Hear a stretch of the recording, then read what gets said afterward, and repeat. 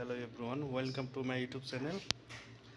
এই হচ্ছে সৌদি আরবের কাঁকড়া বা ক্র্যাবস।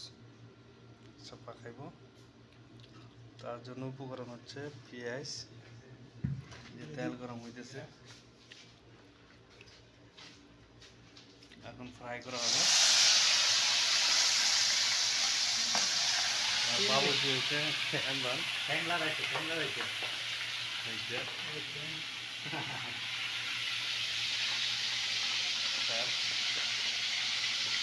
কাঁকড়া পাকায় কাঁকড়া।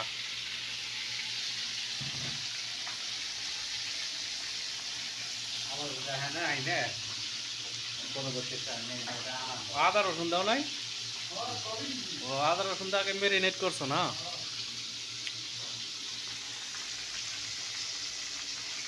তো সবাই